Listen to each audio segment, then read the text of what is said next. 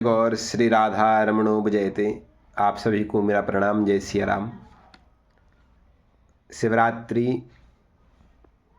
के विषय में अनेक विभ्रांतियाँ समाज में प्रचलित हैं कि शिवरात्रि के दिन भगवान शिव और पार्वती का विवाह हुआ या शिव या सती जी का विवाह हुआ। तो ऐसा शास्त्रों में कहीं भी विशेष प्रमाण मुझे प्रस्तुत नहीं हुआ, ना ही संतों से सुना है। शिवरात्रि के दिन शिव सायुज्य की रात्रि को ही शिवरात्रि कहते हैं। स्कंद पुराण आदि में कहा गया है कि शिवरात्रि के दिन भगवान प्रत्येक छोटे बड़े सभी शिवलिंगों में संक्रमण करते हैं। उस दिन भगवान की पूजा करने से संपूर्ण पापों का नाश हो जाता है और सभी सुकृत पुण्य फल के रूप में आपको प्राप्त होते हैं। इसलिए शिवरात्रि मनाई जाती है।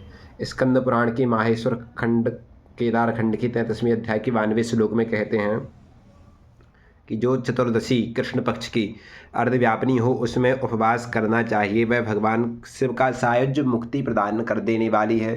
तो ऐसी शिवरात्रि की महिमा स्कंद पुराण शिव पुराण आदि में वर्णित है।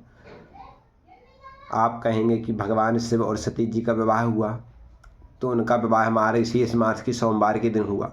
शिव और पार्वती जी का विवाह वैशाख मास में हुआ। तो अनेक ऐसे शास्त्रीय प्रमाण प्रस्तुत हैं जिनके द्वारा यह सिद्ध होता है, प्रणिपात होता है कि भगवान शिव सायुज्य की रात्रि शिवरात्रि परम पुण्य फल प्रदायिनी है। जितने भी सुकृत हैं, जितने भी पुण्य काल के योग आदि कृत्यों से उत्पन्न शुभ मुहूर्त हैं, उन सब का सम्मिश्रण ही शिवरात्रि के दिन ही व्याप्त होता है।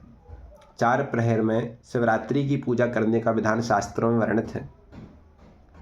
हमारे पूज्य गुरुदेव महाराज कहते हैं कि माता पार्वती जी ने शिव जी की तपस्या के पश्चात जब भगवान महादेव अत्यंत प्रसन्न हो गए तो प्रथम बार उन्होंने शिवलिंग के रूप में अवतरण हुए। इसलिए शिवरात्रि मनाई जाती है। शिव पुराण के विश्वेश्वर संहिता के अध्याय क्रमांक 7, 8, 9 में उनके श्लोकों में भी वर्णित है कि जब भगवान ब्रह्मदेव और विष्णु जी के मध्य विवाद हो गया कि मैं श्रेष्ठ हूँ या आप श्रेष्ठ हैं, कौन पहले आया, तब उन दोनों के मध्य एक दिव्य विशाल भूधराकार शिवलिंग आविर्भूत हो गया। तब शर्त लगी कि जिसके लिए इस शिवलिंग का छोर मिल जाए वही श्रेष्ठ माना जाएगा। ब्रह्मदेव ने झूठ बोल दिया। केतकी आदि का प्रमाण दे करके उन्होंने सिद्ध करना चाहा, लेकिन वह अपने प्रयत्न में शिथिल पड़ गए। भगवान शिव तो सर्व ज्ञाता हैं। उन्होंने कह दिया कि आपने अज्ञानतावश और स्वार्थवश इस पुष्प के लिए साक्षी भाव रख करके जो यह बात कही है कि मुझे छोर मिल गया, क्योंकि शिव तो अनंत है, उनका कोई अंत ही नहीं है। आप झूठ बोल रहे हैं, इसलिए आप अपूज्य हो जाएंगे। ऐसा श्राप दे दिया। केतकी के पुष्प को भी श्राप दे दिया कि तुम मेरे ऊपर कभी भी धारण नहीं करे जाओगे। मंडप फिर वरदान दे दिया कि आप मंडप आदि के कार्य में मेरे संलग्न हो सकते हैं। तो इस प्रकार से उन्होंने कथा कही विश्वेश्वर संहिता में शिव पुराण में।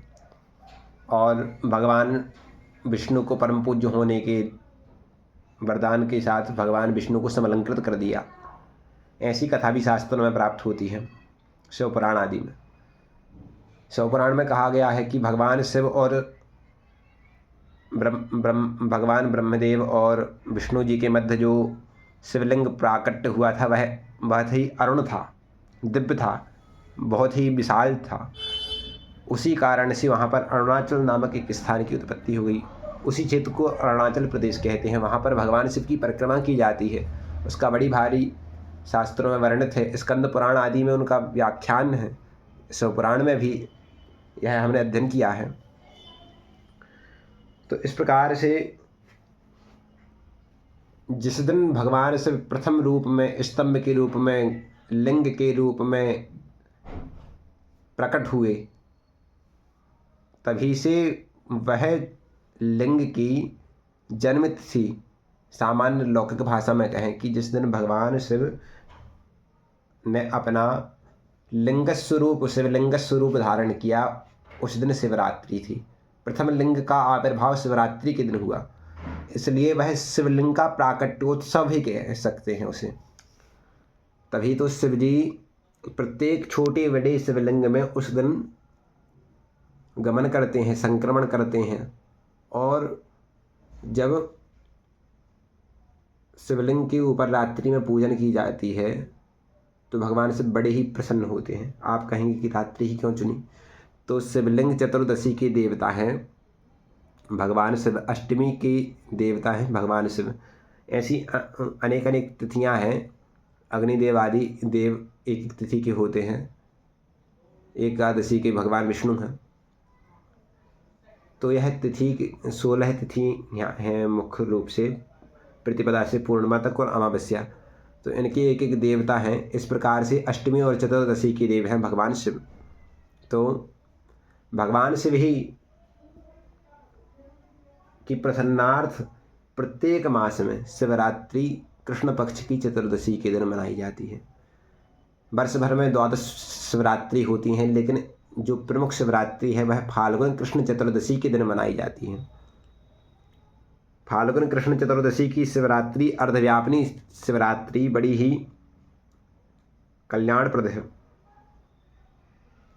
ऐसा कहा गया है कि जो व्यक्ति शिवरात्रि का व्रत करता है, रामनवमी, जन्माष्टमी, यह 3 महापर्व व्रत कहे गए हैं, इनको ना करने से दोष लगता है। ब्रह्म वैवर्त पुराण का हमने आज दृष्टांत भी दिया है, प्रमाण प्रस्तुत किया है ब्रह्म वैवर्त पुराण के ब्रह्मखंड में।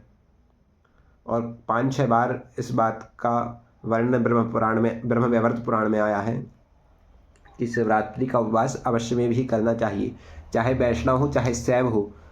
सभी संप्रदायों में भगवान शिव की इस शिवरात्रि व्रत करने का विधान सभी आचार्यों ने दिया है।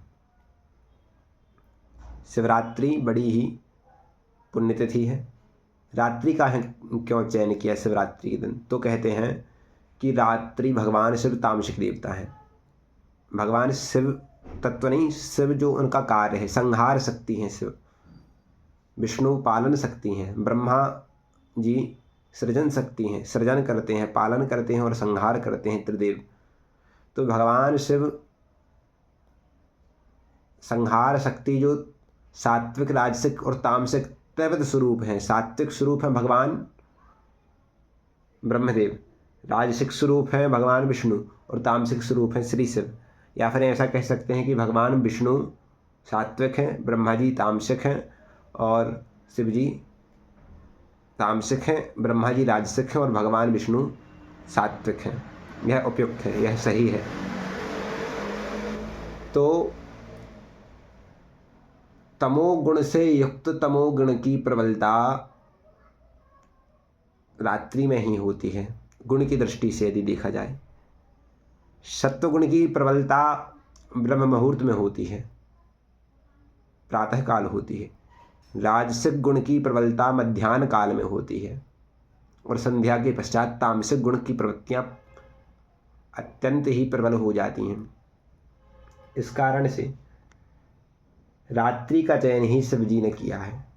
उसी रात्रि को चयनित किया है पूजा पाठ में, शिवलिंग के अभिषेक में, रुद्राभिषेक आदि 4 चतुर्प्रहर में उनकी पूजा होती है महाराज।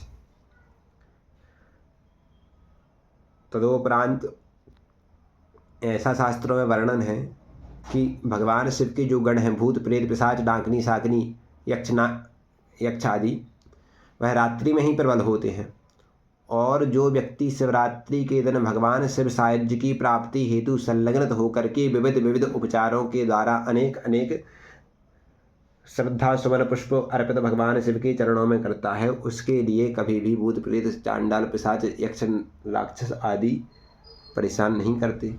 और ऐसा भी हमने सुना है कि उसकी 1 वर्ष तक मृत्यु नहीं होती है, जिसने विधिवत चतुर्प्रहर व्रत करके भगवान शिव का दिव्य रुद्राभिषेक शिवार्चन किया हो। भगवान शिव को अभिषेक बड़ा प्रिय है। तो रात्रि में तामसिकता की शक्ति प्रबल होती है, इसलिए रात्रि का चयन करते हैं। रात्रि किसी भी मास के कृष्ण पक्ष की चतुर्दशी अत्यंत रात्रि से व्याप्त होती है। इतनी रात्रि किसी अमावस्या तक को नहीं होती है। चतुर्दशी के दिन ना ही सूर्य होता है, ना ही चंद्र होता है, ना ही तारे होते हैं, ऐसा हमने देखा है। हमारे भीतर भी शिवरात्रि हो सकती है। आप कहेंगे कैसे? हमारे भीतर भी सूर्य और चंद्रनाड़ी हैं। आप जोर से सांस लें तो दो में से एक नाड़ी चलती है, या तो चंद्रनाड़ी चलेगी या फिर सूर्य नाड़ी चलेगी। इला, पिंगला और सुषुम्ना, ये 3 नाड़ियाँ हैं। इनको ही चंद्र और सूर्य नाड़ी कहते हैं। तो हमारी दोनों नासिका के छिद्रों से किसी न किसी से एक तीव्र श्वास की आवृत्ति ऊपर नीचे होती रहती है, और जब वह रुक जाती है तब शिवरात्रि हो जाती है। जब सूर्य और चंद्र ना हो तभी शिवरात्रि होती है, अत्यंत रात्रि में, है ना। तो सूर्य नाड़ी रुक जाए, चंद्र नाड़ी रुक जाए, नाक के नीचे आप उंगली रखें तो आपको आभास होगा कि अभी हमारी कोई भी नाड़ी नहीं चल रही है। तो इसे ही शिवरात्रि कहते हैं। एक योग की क्रिया है। तो शिवरात्रि का बड़ा विशेष वैज्ञानिक कारण भी हमने आपके सामने प्रस्तुत किया। हमारे महाराज श्री कहते हैं कि सबसे ज़्यादा ऊर्जा बनती है तरल पदार्थ में, अर्थात पानी में, और या फिर पत्थर से। तो जब हम भगवान शिव का अभिषेक करते हैं तो भगवान शिवलिंग और जल का अभिषेक करने से एक दिव्य घर्षण के द्वारा दिव्य ऊर्जा उत्पन्न होती है, और जो भगवान शिव के समीप बैठ कर के अर्चन, पूजन, वंदन आदि उपासना में संलग्न होता है, उसके लिए वह दिव्य तत्व, सकारात्मक ऊर्जा उसके भीतर प्रवेश कर जाती है। तो उसके भीतर सकारात्मकता की प्रबलता हो जाती है। तो इस प्रकार से यह शिवरात्रि का बड़ा विशेष व्याख्यान हमने आपसे कहा। ऐसे ही आपको एक और बात से परिचित करा दें कि शिवपुराण रुद्र संहिता पार्वती खंड के 35वें अध्याय के 59वें श्लोक में वर्णन है कि भगवान शिव और पार्वती जी का कब विवाह हुआ। कहते हैं कि वैशाख मास में हुआ देवी पुराण, लेकिन कहा है कि सोमवार के दिन हुआ है। ऐसे अनेक प्रमाण प्रस्तुत होते हैं। दूसरा प्रमाण सती विवाह का मिलता है शिवपुराण के रुद्र संहिता के सती खंड के 20वें अध्याय के 38वें श्लोक में। चैत्र शुक्ल त्रयोदशी को भगवान शिव और सती जी का विवाह हुआ। मार्गशीर्ष के सोमवार के दिन शिव और पार्वती जी का विवाह हुआ, ऐसा वर्णन है। तो इस प्रकार से यह शिवरात्रि की व्याख्या गुरु कृपा से हमने की। यह बड़ा ही विषय गंभीर है। इसको सूक्ष्माति सूक्ष्म के द्वारा कहना बड़ा ही कठिन है। तो इस प्रकार से भगवान शिवरात्रि हम सब के जीवन में वह रात्रि अत्यंत पुण्य फल प्रदायिनी है, उनका हम व्रत करें, भगवान शिव का अर्चन यथोपचार विधि से पूजन करें, और गुरु कृपा हम सब के ऊपर परिवर्षित हो, भगवान की कथा में हमारी रुचि हो। इस मंगलाशीष के साथ ही हम अपनी वाणी को विश्राम करते हैं। आप सभी को प्रणाम। जय सिया राम। हरि बोल।